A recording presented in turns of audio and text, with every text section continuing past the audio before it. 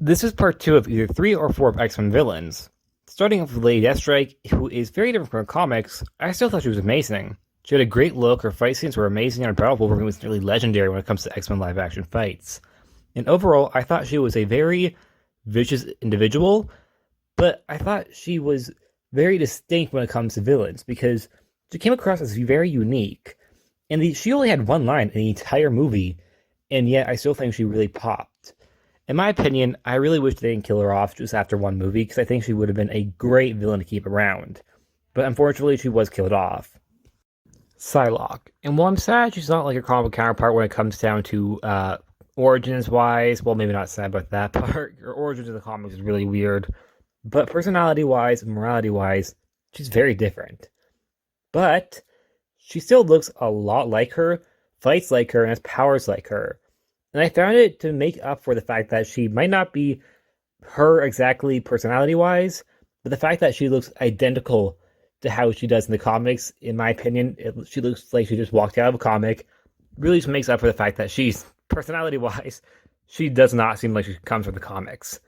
I loved her fight with Beast, and I thought in the battlefield in Egypt, she really stood out with their abilities because I thought they actually glow, so it made her pop in the fight, in my opinion.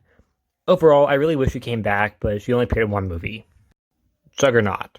I thought he was okay in Last Stand, but in Deadpool 2, I think he really became an extraordinary villain. Also played by Ryan Reynolds, so no big surprise there. But it was still a surprise to me, as I never cared for the character in the comics, or the movie, or even animation, until I saw Deadpool 2. I personally thought that Deadpool 2 was the best depiction of Juggernaut I've ever seen. And I would really like if the character is depicted as that in the comics as well. Because in the comics, I've always found him to be very bland, and his whole hatred for his brother, in my opinion, doesn't really make much sense. I understand that if Professor X is the one who hates him, but Juggernaut is the one who hates him for some reason. I never really got that. Either way, of course, opinions always vary. I just never cared for the character in the comics, but I really liked him in Deadpool 2. Deadpool from Wolverine Origins. Now, I didn't want to group both Deadpools together, as one isn't even a villain, so this is only Origins Deadpool, who is god-awful. I don't think I need to explain why, but he just looks awful, his powers are ridiculous, and the writing for him is awful. The only thing that was done right was casting Ryan Reynolds, but you know how bad it is? You know how bad that character must be that Ryan Reynolds can't even make it come across as watchable, because Ryan Reynolds is an amazing actor, and he could not even make the character, even enjoyable to any degree in X-Men Origins. Luckily, he got another shot in the actual Deadpool movies, who is a much better version of the character, is, in my opinion, even better version of the character than the comic book version of the character. But the version of the character from Wolverine Origins, in my opinion, I think a lot of people's opinions, because I've seen a lot of people online talk about this, is probably one of the worst comic book characters ever in live action. I'm not even kidding. That's just how bad it was. Dark Phoenix. Honestly, I think Sophie Turner did her best, but it just wasn't enough to save the character entirely from the bad writing. I do think Sophie Turner did make the character watchable and made the character and the movie itself actually enjoyable at moments. Because, I'll be honest, Dark Phoenix, in my opinion, was it a bad movie? Was it a unwatchable movie? No. And I think that is mostly just because of Sophie Turner's acting. Because I generally thought Sophie Turner did do her best. Just the writing for the movie itself was really bad in my opinion. I just don't think it was enough to make the movie, I wouldn't say not enough to make it enjoyable, because I did enjoy certain moments, of course. It wasn't enough to make the movie a good farewell to these characters. Instead, I thought it was a very bitter ending, especially for a lot of characters like Mystique and Professor X and Beast. Sophie Turner, I thought, made what she could have out of this bad writing. And I know I sound very much like I'm just praising Sophie Turner, which might come across like that, of course. But I generally think that I should give credit where credit is due when it comes down to terrible writing and actors who are able to surpass that. I think Ryan Reynolds definitely did that when it comes down to a lot of other roles. For example, the Green Lantern movie. I actually enjoy parts of that. Despite the horrible CGI, horrible writing, Ryan Reynolds made it kind of watchable at moments and enjoyable at moments because he's just such a good actor.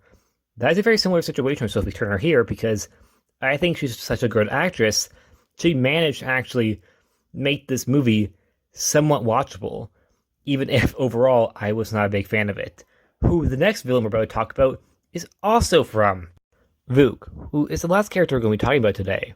This one was really weird to me because Rook is a comic book character, but isn't a shapeshifter, nor does she have really anything to do with the Phoenix's rampage in the comics, except for the fact that she died during it.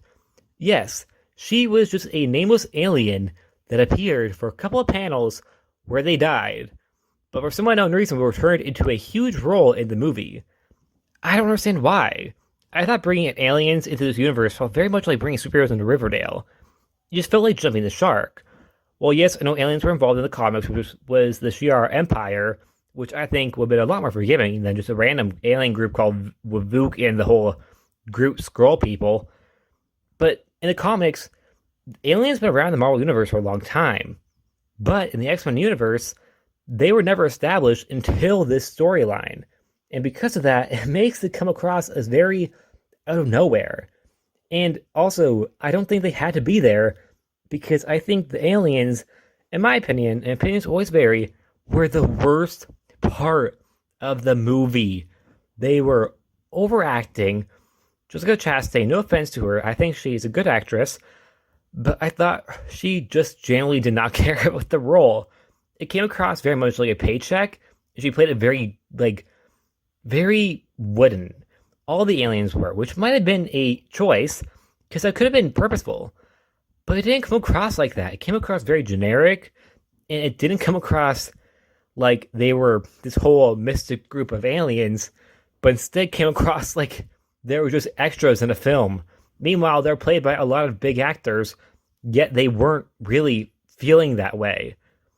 Overall, I thought Vuk and the aliens were really weird, and I don't think they had to be in the story. I think, generally, I would just cut them out. I know they were originally going to be the Skrulls, but I also think would have made a lot more sense because they're actually shapeshifters.